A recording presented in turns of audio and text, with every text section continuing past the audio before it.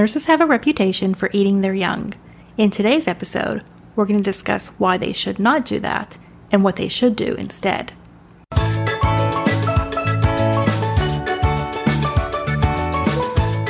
Welcome to the Stay at Home Nurse Podcast. I'm your host, Deanna Cooper Gillingham. For over 25 years, I've strived to use my nurse credentials to find work that fit my lifestyle, whether it was raising my 4 children and 3 fur babies, traveling the world, or moving to Mexico and living on the Caribbean Sea.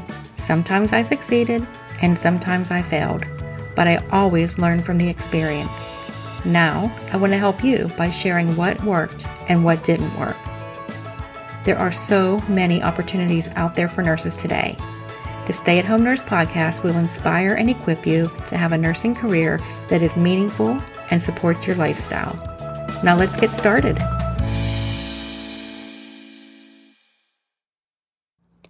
Nurses have a reputation for eating their young. How can that be when we are one of the most trusted professions? We care for others, but we don't care for our own? I've met a few of these cannibal nurses, and I've heard their rationale, that nursing is not for the weak, and that they are just helping to get rid of the ones who don't have what it takes. I beg to differ. Everyone has a different learning style, but no one learns by being belittled, ridiculed, or isolated. Right now, there's a gray tsunami going on in nursing. Nurses are retiring, and there are not enough new nurses to replace them. This is due to several factors, including there are only so many spots each year in nursing schools.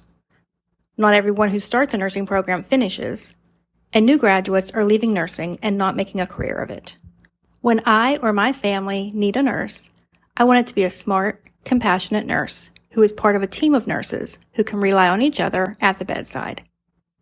Instead of the sink or swim, new nurses need mentors. Heck, even us old nurses need mentors. When a nurse is pulled to a new unit or starts working in another department, she needs someone she can rely on when she has a question. And computers? Us old nurses can use some mentoring around those computers. Mentoring is more than orientation and preceptorship. These focus on processes and procedures and have their place within an organization, ensuring employees are trained to fulfill their job duties. But mentorship goes beyond policies, procedures, and the job.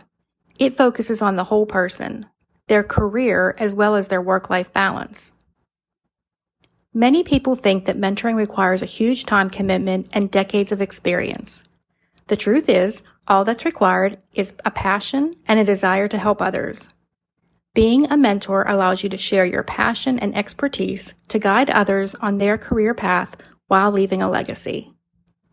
Mentorship is built on the relationship between the mentor and the mentee and has the potential to create leaders. The best mentors see untapped potential in a colleague and help to develop that potential.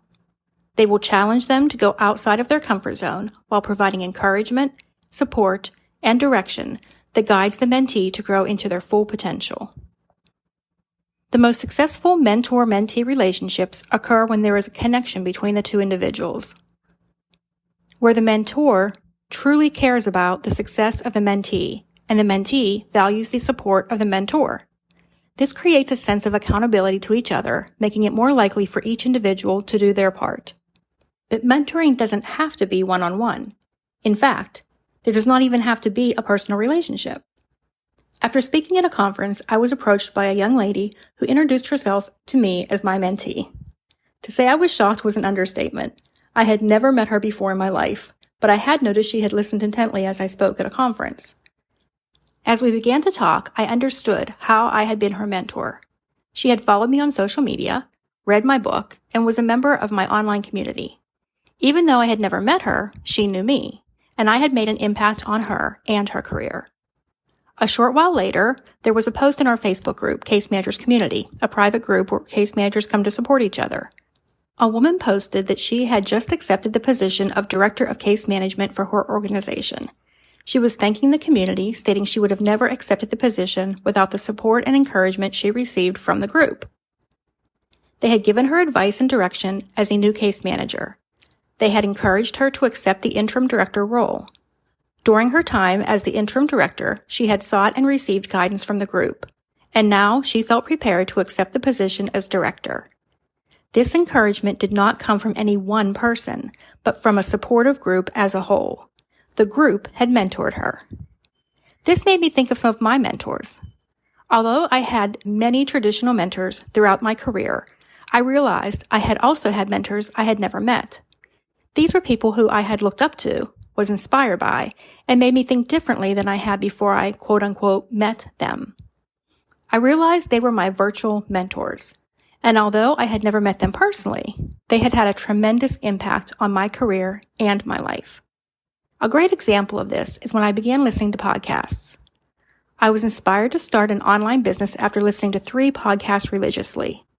These were the Read to Lead podcast, hosted by Jeff Brown, Smart Passive Income, hosted by Pat Flynn, and 48 Days to the Work You Love, hosted by Dan Miller.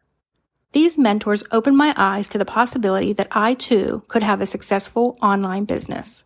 In less than a year, they taught me more about starting a business than I could have learned in 4 years studying entrepreneurship in college. And once I started my business, they, along with others, taught me how to run and grow my business. Because of the impact podcasts have had on my life and my desire to mentor as many people as possible, I've started my own podcast, which you're listening to now. There is something special about the traditional mentor-mentee relationship, but I would like to invite you to also look at non-traditional ways to mentor and be mentored. Imagine the satisfaction in knowing that you were instrumental in ensuring that quality care is being provided by the next generation of nurses. Whether you have spent your entire career in nursing or are just a few steps ahead of those you mentor, you can make a difference.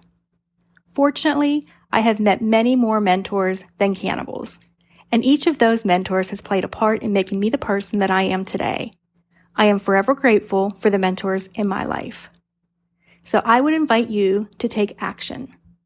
First, reflect on the mentors you have had, both traditional and non-traditional. Second, reflect on those you have mentored. And finally, third, if you're not presently in a mentoring relationship, 1, find a mentor, and 2, find someone for you to mentor. That's a wrap on this week's episode. I hope you found it inspiring. If there's somebody that has mentored you that you would like to thank, why don't you send them this podcast episode and let them know the important role they've played in your nursing career.